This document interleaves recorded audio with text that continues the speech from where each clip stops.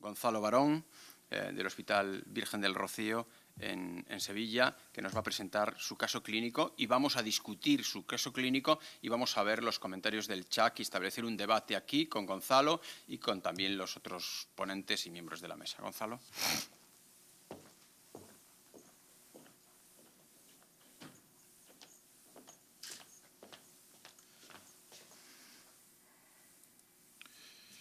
Bien, muchísimas gracias, José Ramón, por tu introducción y muchísimas gracias a la Sociedad Española y a Rovi por organizar este tipo de reuniones que verdaderamente nos hacen a los clínicos poder contar muchas veces lo que hacemos, que son tomas de decisiones, que es por lo que en realidad nos pagan a los cardiólogos y por hacer técnicas que se basan en la práctica clínica habitual, en la literatura y en la ciencia que poco a poco vamos desarrollando en los últimos años. Bien, me pedían que hiciera una presentación de un caso clínico, en concreto de un paciente con cardiopatía isquémica crónica estable. Y me ha parecido oportuno, porque además son datos muy recientes, hacer una brevísima y una sola diapositiva de introducción con la prevalencia de esta patología en nuestro país. ¿Por qué? Pues porque tenemos datos muy recientes del estudio FRECE, que como muchos de ustedes sabrán, es un estudio que se ha presentado muy recientemente en esta misma sede, en la Casa del Corazón, que ha sido realizado por la Agencia de Investigación de la Sociedad Española de Cardiología y que ha evaluado la prevalencia de angina estable en España. Teníamos datos previos de dos estudios, me voy a referir solamente a literatura y a trabajos nacionales, a trabajos españoles. El primero era el REGICOR y el segundo era el PANES, en el que de una manera poblacional habían evaluado la prevalencia de cardiopatía isquémica y de angina en España. Y datos más recientes, que son del año 2012, que son del estudio FRECE, demuestran cómo en la población mayor de 40 años en España la prevalencia de angina estable es aproximadamente del 2,5%. Y si somos un poco más exigentes y preguntamos cuánto es la población con angina real, porque muchas veces angina grado 1 es una angina no conocida, angina sintomática, angina real, la prevalencia es del 1,4% de la población. Es decir, hay una enorme cantidad de pacientes que no están conocidos muchas veces por los cardiólogos y que en muchas ocasiones están infratratados, y creo que la población de angina crónica estable es una población grande y mucho más grande de lo que muchas veces nos planteamos los cardiólogos. Y ya una vez presentada esta breve introducción, voy a entrar en mi caso clínico. El caso clínico mío es una mujer de 60 años que se llama Amelia, es de origen rumano pero trabaja en Sevilla, trabaja en la Orquesta Filarmónica de Sevilla y tiene antecedentes familiares de cardiopatía isquémica precoz, y ella era una fumadora hasta hace ya 2 años, que tenía antecedentes de dislipemia y de diabetes mellitus más o menos bien controlado. La paciente el año pasado debutó con síntomas alrededor del invierno del año pasado e ingresó en febrero para un cateterismo porque tenía angina clásica y angina con una prueba de esfuerzo positiva. Le hicimos este cateterismo y, como ven ustedes, en el árbol coronario izquierdo existe una enfermedad multivaso de territorios distales. La descendente anterior prácticamente se ha perdido, aunque distalmente se ve, no sé si se ve bien en la diapositiva, cómo se rellena por circulación colateral y heterolateral. La obtusa marginal tiene también lesiones significativas, pero en definitiva estas lesiones son lesiones difícilmente abordables tanto desde el punto de vista del intervencionismo coronario como desde el punto de vista del bypass aortocoronario. La coronaria derecha, como ven ustedes, también era un vaso largo, grande, que daba la circulación al ápex, era el vaso dominante, y que también tenía lesiones en trayectos proximales, medios y distales. Por tanto, el intervencionismo también era difícilmente abordable. Y nos planteaban los hemodinamistas que en este paciente quizá el tratamiento médico era más factible. Lo estuvimos discutiendo en sesión clínica en el hospital y al final la paciente se fue en febrero del año pasado, 2012, hace justo un año, con un tratamiento clásico con nitritos, betabloqueantes, aspirina y simvastatina, asociada con ecetrol porque tenía niveles altos de colesterol tomando solamente simvastatina.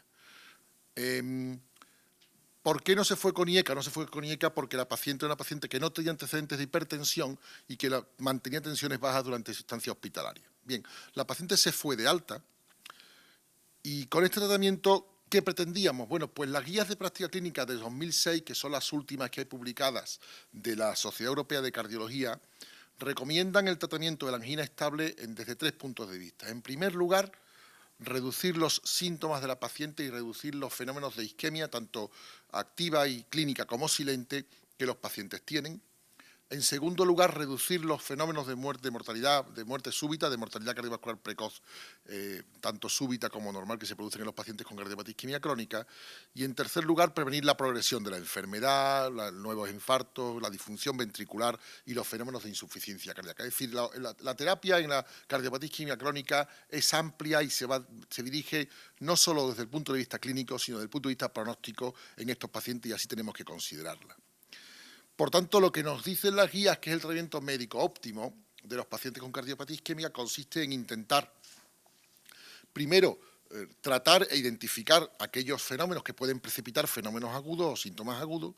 En segundo lugar, el control de los factores de riesgo, por supuesto el tabaquismo, en esta mujer ya no había, el control del colesterol, con un objetivo que os recuerdo que el LDL en las últimas guías del 2012 de la Sociedad Europea se recomienda que en estos pacientes esté por debajo de 70 miligramos por decilitro, el control de la tensión arterial en cifras menores de 140 a 90, pero tampoco muy baja, os recuerdo la curva en J de estos pacientes, y por supuesto el control del peso. Y después cambios en el estilo de vida que sean también relevantes y que sabemos que son importantes. Como fármaco, el arsenal terapéutico es amplio, pero se divide en tres grandes sectores. Primero, los antiagregantes, sobre todo la aspirina, aunque también se pueden utilizar otros antiagregantes en caso de fenómenos agudos, en caso de que el paciente precise intervencionismo. El tratamiento antianginoso para reducir los síntomas con nitritos, beta bloqueantes, calcio antagonista y en los últimos años la inclusión de la ivabradina, que ya en el 2006 se hablaba, pero que en los últimos años veremos cómo ha tenido más importancia, y de la ranolacina, y después otros fármacos como los IECAs y las estatinas en casos especiales que se pueden utilizar. Así como otro tipo de tratamientos que los pacientes le podemos dar. Me gusta siempre recordar... Gonzalo, hay varias preguntas así un poco de si alguien cree que el tratamiento está optimizado, se podría haber optimizado de alguna forma más. El tratamiento que se le ha puesto un beta bloqueante, aspirina, una estatina y un poco... ¿Alguno de vosotros creéis que podría optimizarse algo más, Manuel? Se ha mencionado ya que es una paciente diabética que tiene cardiopatía isquémica. Ya son dos indicaciones para recibir un tratamiento con IECAS. Si es verdad que, como se ha comentado, pues por hipotensión posiblemente sintomática no se pudo introducir, pero vamos, que sí sería un tratamiento a valorar. Y luego la tendencia actual es tratar a estos pacientes con estatinas potentes a altas dosis, ¿no? Sería, yo creo que los dos puntos que se podrían debatir en este caso. Iñaki. Sí, una cuestión relevante, como nos ha comentado él, es que es una persona diabética y además tiene una enfermedad multivaso. Entonces, en estos casos también deberíamos tener como objetivo de un objetivo de hemoglobina glicada en torno a 7 o 7,5. También un control un poco más laxo, puesto que el hecho de tratar diabetes con dieta y probablemente con antidiabéticos orales, deberíamos huir del tratamiento con sulfonilureas y deberíamos pensar en otro tipo de tratamientos y no ser excesivamente estrictos en la cifra concreta de hemoglobina glicada, puesto que nos puede dar problemas si somos exigentes.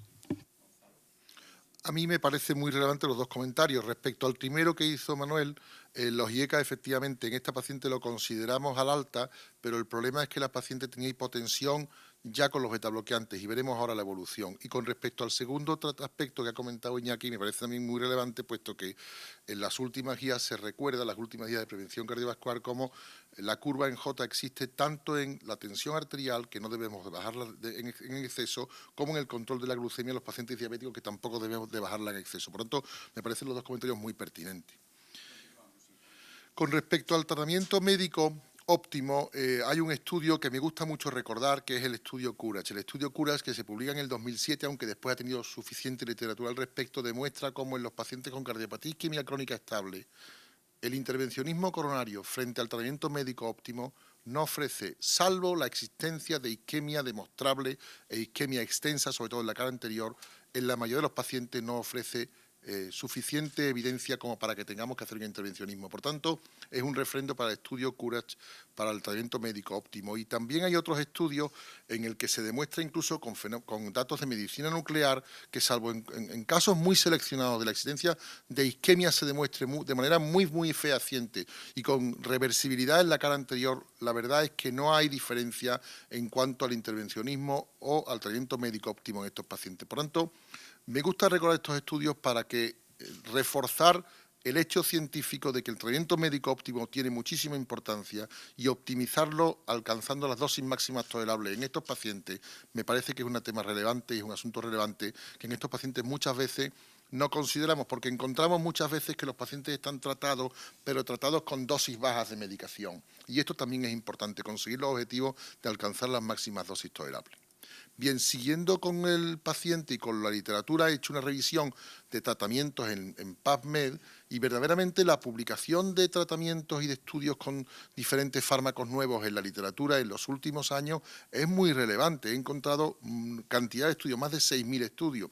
Pero la verdad es que cuando le pedimos al PubMed que nos analice estos estudios, si tienen de verdad valor clínico, porque sean metaanálisis y sean un ensayo clínico, la verdad es que vemos como hay muy escasos ensayos clínicos con fármacos nuevos y muy escasos ensayos clínicos con fármacos que verdaderamente hayan demostrado evidencia. Quizás la ibabradina es la que más en los últimos 5 años, este análisis es desde el 2006, desde la publicación de las últimas guías hasta ahora, y como ven ustedes, son muy pocos los ensayos clínicos que han sido publicados y en algunos de ellos, en la mayoría de ellos, sin encontrar resultados significativos contra placebo. Por tanto, la verdad es que hay poca evidencia científica, salvo en algunas excepciones. Bien, ¿qué le ocurrió a nuestra Amelia, a nuestra paciente de 60 años que recuerdo que se fue de alta en febrero? La paciente vuelve a ingresar después de este verano pasado, en septiembre. La paciente había abandonado el nitrito transdérmico por cefalea. La paciente mantiene cifras de tensión arterial muy bajas, en torno a 90, 110 latidos por milímetros de mercurio y 50, 70 de máxima. Y les recuerdo lo de la curva en J de la hipertensión. La paciente refiere a astenia como síntoma fundamental. Y en cuanto al tratamiento, lo que la paciente mantenía era la aspirina, sí la mantenía tomando el bisoprolol, pero ella reconocía que solo lo tomaba algunos días. La paciente seguía de baja laboral, no podía trabajar y sí tomaba los fármacos para el control del colesterol. Bien, le hicimos una ergometría. La ergometría fue una ergometría que fue limitada por síntomas, por disnea. En cuanto que comenzó la primera fase del bruce, alcanzó 150 latidos por minuto, 155.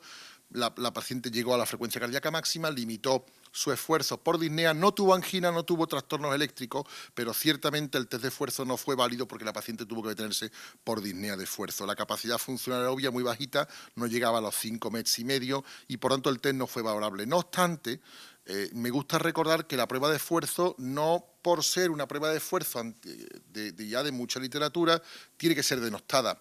Con respecto a los test nuevos de resonancia, de angiotac, de ecoestrés, que también son muy buenos, pero la prueba de esfuerzo siempre debe de ser la primera prueba a valorar para los pacientes con cardiopatía isquémica crónica, porque nos da información no solo del nivel de angina, sino también del grado y del umbral de angina y de la capacidad funcional de las pacientes, como en este caso se demuestra. Por tanto, a esta paciente, en base a que no teníamos resultados suficientes y conocíamos sus lesiones, con idea de ver si había alguna progresión que pudiéramos arreglar, hicimos un nuevo cateterismo y nos encontramos con que había las mismas lesiones. Es decir, en septiembre la paciente vuelve a tener las mismas lesiones, no ha habido progresión porque el control del colesterol y de la tensión ha hecho que no progrese mucho la enfermedad. La paciente sigue sintomática y decidimos darle el alta, pues cambiando nitritos transdérmicos por nitritos orales. No podemos usar IECAS porque nuevamente sigue con tensiones bajas. Dividimos las dosis de bisoprolol manteniendo 2,5 miligramos cada 12 horas y mantenemos los otros fármacos porque tenía el colesterol bien controlado. Ya comentan también, ¿qué os parece? Iñaki, ¿te hubiera repetido el CATE? Bueno, yo lo que han hecho me parece que está bien, pero no, yo personalmente no creo que hubiera repetido el cateterismo. Me hubiera gustado saber el dato de la frecuencia cardíaca, lo mismo que has dado el dato de la presión arterial al ingreso, 90, 100 milímetros de mercurio. Me hubiera gustado saber en qué frecuencias, me dices que está beta bloqueada, pero en qué frecuencias se mueve estando beta bloqueada, basalmente. Comenzó, lo pone en la diapositiva, comenzó con 70 la prueba de esfuerzo en basal, comenzó con 70, pero enseguida subió a 155 en el primer estadio de bruce. Esto es lo que me ha llamado la atención, que si estaba hecha con beta bloqueantes, ¿por qué se taquicardiza tanto la paciente estando una prueba de esfuerzo con beta bloqueantes y que se taquicardice tanto? ¿Cuál es la explicación técnica? No te puedo dar. Lo que sí es cierto y verdad es que tú sabes, como yo, que en muchas ocasiones ocurre así. Es decir, el beta-bloqueante es un fármaco que actúa y que en muchos pacientes tiene una buena respuesta en reposo y cuando hace esfuerzo en muchos pacientes no controla bien la frecuencia. Esto es una respuesta bastante individual y en este caso fue así con esta paciente. ¿Algún comentario?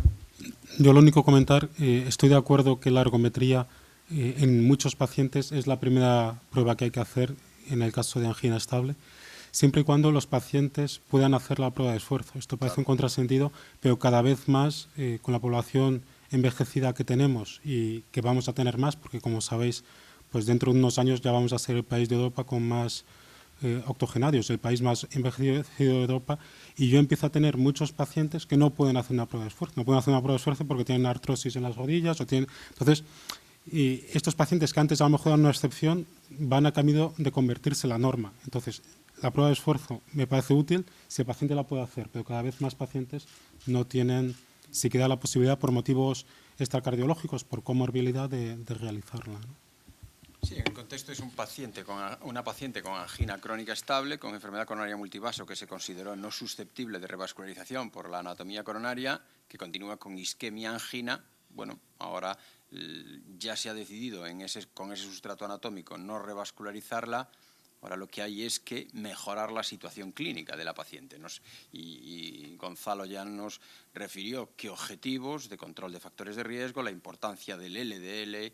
Las nuevas guías son LDL-céntricas y estatinocéntricas y parece que se habían adelantado a saber lo que iba a pasar con ácido nicotínico y eso se ha simplificado, LDL menor de 70, estatinas a dosis máxima, sino combinación y casi la única combinación posible es con ezetimibe y lograr menos de 70, control de presión que la tiene archicontrolada y mejorar ya la situación clínica de la paciente, la fatigabilidad, pero sobre todo la angina, que seguro en lo que vamos a seguir en el caso. La paciente, efectivamente, la damos de alta a finales del mes de septiembre y acude a consulta a revisión, se fideliza, como tantos pacientes que ustedes saben que se fideliza con muchos de nosotros. En este caso, la paciente vuelve a la consulta, tiene una presión arterial bien controlada, está un poco pasada de peso, pero tiene la presión en cifras realmente bajas, 10,5, 5,5, y el problema de análisis no existe, puesto que el análisis está muy bien controlado el colesterol, la hemoglobina glicada está justo en 7, el colesterol LDL, como pueden ustedes ver, estaba en 69, con un HDL también 43, estaba bien optimizado el tratamiento, y a la exploración lo que destacaba era esto. Este es su electrocardiograma, y resulta que la paciente lo que le vuelve a ocurrir es que tiene problemas con los betabloqueantes y la verdad es que la paciente reconoce que tiene una astenia importante a la media hora aproximada de tomar las dosis de betabloqueante. En concreto, ese día que viene a la consulta, reconoce que lo ha tomado esa mañana, pero que el día anterior no lo tomó. La paciente viene infratratada y como ven ustedes ahí, lo primero que llama la atención es que la frecuencia basal de la paciente está por encima de los 110 latidos por minuto. Como ven, se trata de un electro en ritmo sinusal, con una taquicardia sinusal a 110 latidos por minuto. Es un electro bastante inespecífico, no tiene trastornos significativos, salvo un ligero eje a la izquierda, y prácticamente es un electro que podía pasar por normal, salvo por la taquicardia sinusal. Y esto fue lo primero que llamó la atención de la paciente y su problema con los fármacos antianginosos, en concreto los betabloqueantes. La razón por qué no usáramos los IECA en el alta fue la misma por lo que los betabloqueantes le está ocurriendo, y es que la hipotensión en muchas ocasiones son efectos secundarios frecuentes de los pacientes que hacen uso de estos fármacos y que no tienen la hipertensión entre sus factores de riesgo. Por lo tanto, hay un 30 o un 40% de pacientes anginosos crónicos sin hipertensión que tienen problemas con los fármacos y que no estamos muchas veces muy encima de ellos y que mantienen esta cifra de frecuencia cardíaca al alta, ¿no? Probablemente la paciente no tomaba los betabloqueantes y eso es la razón por la que en la prueba de esfuerzo se puso en 155 en el primer estadio de Bruce y que el electrobasal ahora en la revisión pues tiene más de 100 latidos minuto y probablemente sea esa. A mí me gustaría hacer un comentario. Probablemente en España mucha gente como alternativa al betabloqueante tal vez se iría a un calcioantagonista no dihidropyridínico. Y entonces yo creo que existe una cierta tendencia a pensar entre los cardiólogos y médicos en general que cualquier cosa que baje la frecuencia y baje algo la presión arterial disminuye la angina. Y realmente las evidencias que existen en el tratamiento de la angina con calcio antagonistas son bastante pobres. Por tanto, yo creo que es una razón de más de que insistamos y que seguro que vas a insistir en el tema de frecuencia cardíaca. Porque existe un cierto manierismo en este sentido. Si no tolera el betabloqueante, voy a poner un calcio antagonista, sea diltiazem o verapamilo, cuando las evidencias que respaldan estos fármacos son muy pobres. Sigamos.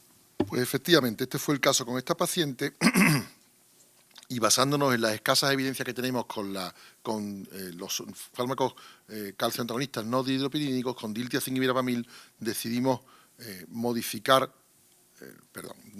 la pauta de tratamiento. Lo que hicimos fue mantener los fármacos que le iban bien, que era la antiagregación y el tratamiento del colesterol, reducir el bisoprolol, dejamos solamente la dosis de por la mañana, intentamos con eso reducir los efectos secundarios de la dosis de 5 miligramos. Ya la dosis de 2,5 miligramos verdaderamente es una dosis muy baja para el efecto antianginoso, y lo que hicimos fue añadir ivabradina de 5 miligramos cada 12 horas. La paciente se fue a su casa y volvió a los 30 días al mes a ver cómo estaba. La paciente reconoce una mejoría clínica en cuanto a menos cansancio, menos efectos secundarios, aunque persisten por la mañana los efectos secundarios de astenia. La tensión había subido ligeramente, estábamos en cifras de 13, 7,5, y lo que nos llamó la atención es esto. Este mismo electro comprueban ustedes 30 días después y fíjense cómo la frecuencia basal ha reducido a 80 latidos por minuto. Y esto es la suma de beta bloqueante bisoprolol a dosis bajas con ivabradina 5 miligramos cada 12 horas. Bueno, destacar que la frecuencia que habíamos conseguido reducir era una frecuencia de 80. Es una paciente, como probablemente veáis vosotros muchas, con un tono simpático alto, que son pacientes que tienen unas frecuencias basales altas y que a pesar de ello tienen tensiones bajas, es decir, que son personalidades que tienen este tipo de respuesta simpático, y que no es fácil reducir la frecuencia cardíaca a pesar de la asociación de dos fármacos que se consiguen o que consiguen, como vemos, reducir pues casi un 30% la frecuencia cardíaca. Aún así, la enferma sigue con 80 latidos por minuto y como ciertamente continuaba manifestando cierta clínica anginosa, pues decidimos aumentar la dosis a 7,5 miligramos, que es lo que hicimos en esta paciente de ivabradina, mantiene la dosis de bisoprolol. Y el resultado, pues la verdad es que ha sido este. La paciente ha venido en el mes de enero a la revisión con una presión arterial muy bien controlada. La paciente nos comenta que, les recuerdo que era violonchelista de la Filarmónica de Sevilla y ha vuelto a trabajar en los conciertos de ahora de enero. Está muy contenta y la frecuencia cardíaca que tiene pues es esta. No llega a unas cifras que me gustaría que hubiera bajado más, pero sí estamos en torno a 65 latidos por minuto. En este caso el electro daba contado exactamente 68 latidos por minuto y la enferma refiere una mejoría sintomática importante. La tensión se mantiene bien, ha desaparecido la astenia matutina que le impedía realizar su vida normal y corriente, la frecuencia cardíaca se ha controlado, tenemos el colesterol bien controlado, tenemos la glucemia bien controlada. Por tanto, ahora mismo sí podemos pensar que el tratamiento de la paciente está en un tratamiento médico óptimo, como las guías nos están recomendando en los últimos años para los pacientes con cardiopatía isquémica crónica estable. No sé si queréis algún comentario. Sí, hay varias preguntas en el chat, pero antes de pasar, es decir, en esa situación ya de tensión arterial más recuperada, de 130 ya ahora desistólica, ¿vosotros optimizaríais la dosis del beta bloqueante? Ahora ya está asociado la ivabradina, esta ivabradina a dosis tope de 7,5 miligramos 2 veces al día. ¿Optimizaríais las dosis de beta bloqueantes? Porque varias preguntas del chat son sobre la seguridad de la combinación beta bloqueantes y ivabradina en este contexto. Si es seguro y si debería buscarse pues un objetivo de frecuencia cardíaca pues menor de 60 latidos minuto o algo así. ¿Os planteasteis optimizar la dosis de beta bloqueante o incluso en esta situación ya poder incluir, como dicen aquí, un IECA o un ARA2? Estos son decisiones de la consulta que en concreto las he tomado yo y decidí lo siguiente y os lo comento por qué. Primero, la paciente clínicamente había mejorado con esta asociación y en la literatura la seguridad de la asociación, y esto está publicado en el 2007, el estudio de Associate, demostró que la asociación de atenolol en concreto con ivabradina, la seguridad era absoluta, es decir, no había problemas por la asociación de ambos fármacos con respecto a la asociación con placebo. Por tanto, en este sentido estábamos tranquilos. Añadir un IECA o aumentar la dosis de beta bloqueante no me lo he planteado por la mejoría clínica que la paciente ha referido. Y la mejoría clínica yo creo que se debe a la reducción de la frecuencia cardíaca. Y esto es lo que a mí me parece resaltable e interesante de este paciente. Es decir, en otros pacientes es la tensión arterial la que está descontrolada y la que produce los síntomas. En otros pacientes muchas veces son los niveles de hemoglobina.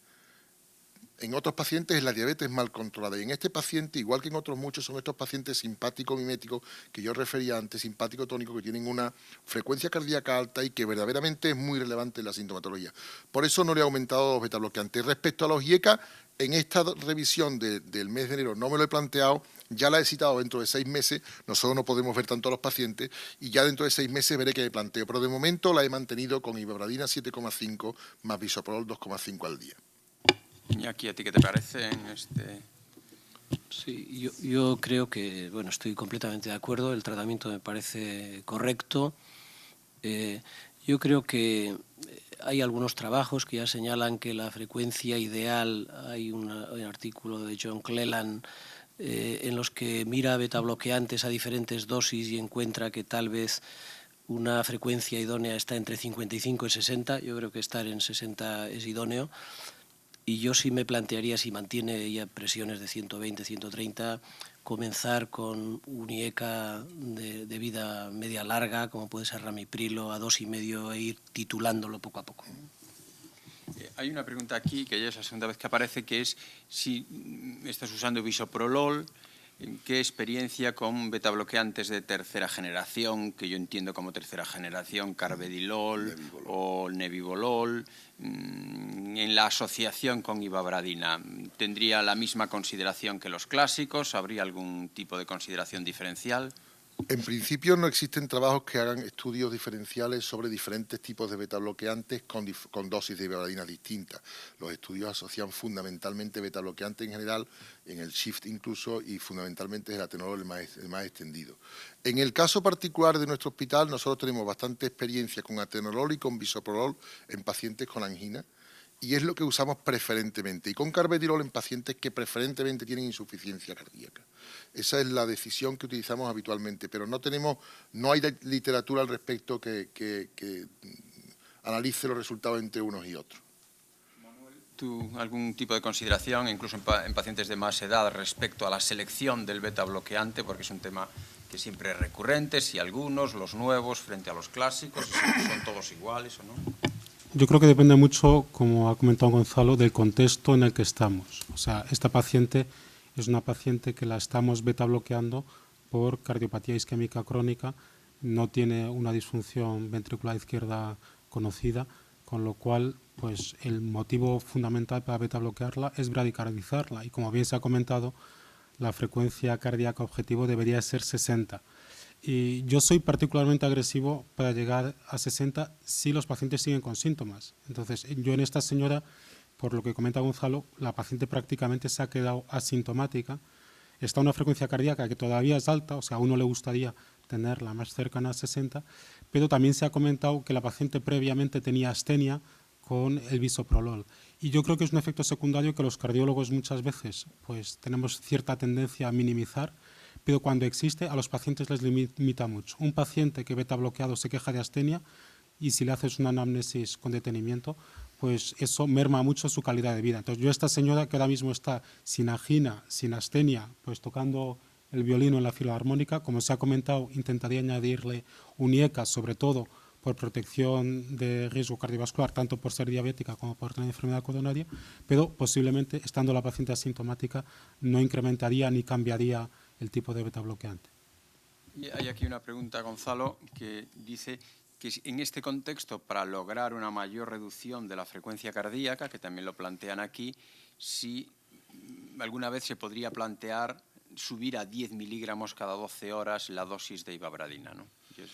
Efectivamente, es una magnífica pregunta y muy pertinente, porque hay estudios que demuestran la utilidad de ibabradina a dosis de 10 miligramos cada 12 horas. De hecho, la dosis en el estudio Beautiful al principio fue la dosis media entre 6 y 18 miligramos de ibabradina al día. Por tanto, hay estudios que lo avalan y en casos especiales se puede utilizar. La dosis recomendada por la Agencia Europea del Medicamento y por la misma industria es de entre 5 cada 12 horas o 7,5 cada 12 horas, pero se podría subir a 10 miligramos cada 12 horas en casos especiales, como en algún caso sintomático a pesar de los tratamientos con 7,5 cada 12. ¿Alguno de vosotros tiene experiencia con la dosis de 10 cada 12?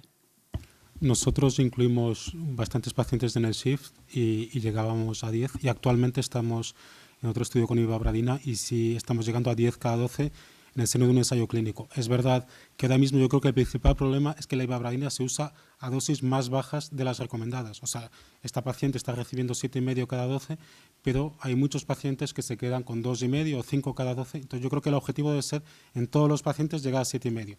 Luego, casos excepcionales, yo tengo algún paciente en la práctica clínica diaria, pues pacientes con sobrepeso, varones que pesan casi 100 kilos, que dices, este paciente sigue taquicárdico, le doy 10 cada 12. Es una excepción. O sea, yo creo que la norma tiene que ser llegada a 7,5 cada 12 en todos los pacientes. Yo en esta paciente posiblemente no me plantease la excepción de subida a 10 cada 12. Y aparte, eso es muy importante porque los problemas que hemos tenido siempre con beta-bloqueantes y insuficiencia cardíaca con IECAS o aradoxia antialdosterónicos siempre han sido hipotensión o disfunción renal, que son las dos limitantes, por ejemplo, en insuficiencia cardíaca, por optimizar los tratamientos.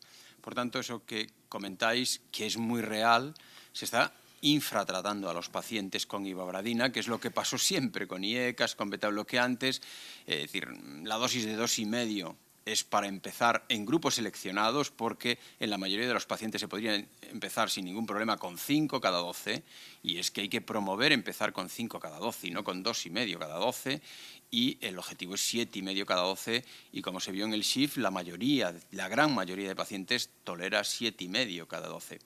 Porque una gran virtud de este fármaco es su eficacia, por supuesto, pero su seguridad. Es decir, la seguridad de no inducir hipotensión y no inducir disfunción renal hace que sea muy aplicable en práctica clínica, y esto que Manuel comentaba del infratratamiento en práctica clínica es algo que debería destacarse para obtener el auténtico beneficio del fármaco, ¿no? A mí me parece muy relevante lo que estáis comentando, y además la otra línea de estudio que yo llevo, que son los pacientes con síncope. En los pacientes mayores la causa más frecuente de síncope son las hipotensiones medicamentosas, con muchísima diferencia. Y es muy frecuente ver pacientes isquémicos crónicos que llegan a urgencia con pérdidas de conciencia o con presíncope por los fármacos que utilizamos. La ventaja de la ibabradina es que es un fármaco que no altera la frecuencia cardíaca, que no altera la tensión arterial, y esto es fundamental a la hora de reducir los efectos secundarios de la medicación, que a dosis altas en otros fármacos sí tenemos y no con esta, ¿no? Me parece muy relevante. Hay una pregunta aquí que no me resisto a comentar. Ya comentaba antes que las nuevas guías de angina desde el año 2006, las nuevas se presentan en agosto del 2013. Yo he tenido la oportunidad de participar en el documento, no voy a contarlo porque sería un poco, porque aparte quedaría grabado aquí y sería grave.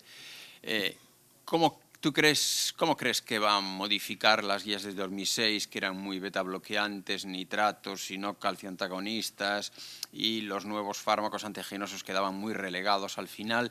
¿Tú cómo crees que la nueva guía va a establecer el algoritmo terapéutico? ¿Qué cambios, si tú tuvieras que hacer el algoritmo, inducirías? Yo fui también invitado a participar en esta guía, y aunque tengo otras dos y no pude, pero sí mandé dos comentarios. Uno, hay datos suficientes de que los betabloqueantes en pacientes con isquemia crónica, en registros de más de 100.000 pacientes americanos, se pone en duda el beneficio a largo plazo en pacientes que toman betabloqueantes en postinfarto. Y dos, hay datos desde el 2006 suficientes que demuestran cómo la ibabradina es un fármaco eficaz en reducir la frecuencia cardíaca exclusivamente, y por ello reducir la sintomatología, y también en pacientes con frecuencia cardíaca elevada, más de 70 latidos por minuto, en reducir los números de ingresos hospitalarios y reducir la mortalidad. Probablemente las próximas guías, y no me quiero tampoco en absoluto meter donde no me llaman, probablemente se modifiquen en este sentido y sean menos beta-bloqueantes centradas que las anteriores. Bueno, yo creo que es un caso muy paradigmático de angina de esfuerzo estable en una paciente habitual de práctica clínica. Yo de todas formas considero que los betabloqueantes son insustituibles en el tratamiento de la cardiopatía isquémica, del posinfarto, también de la isquemia, no digamos en la insuficiencia cardíaca. Esos son insustituibles, pero hay nuevas modalidades de tratamiento, sobre todo este nuevo conocimiento de frecuencia cardíaca como objetivo terapéutico, porque siempre los cardiólogos lo habíamos visto como un marcador, más como un marcador que un objetivo terapéutico.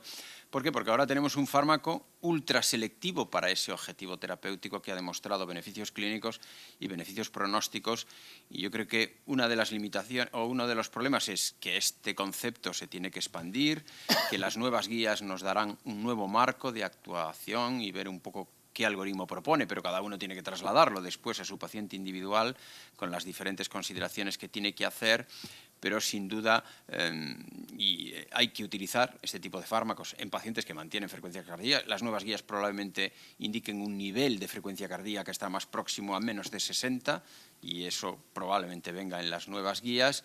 Y el problema del infratratamiento, de la infradosificación, y sobre todo la infradosificación. Infradosificación con betabloqueantes, en la insuficiencia cardíaca, en la cardiopatía isquémica, infradosificación con IECAS y ARA2 y ojalá infradosificación con estatinas y ojalá no repitamos ahora con ivabradina el tema de la infradosificación, que hayamos mejorado y que realmente los fármacos se usen, si es posible, salvo contraindicaciones, a las dosis que han demostrado eficacia.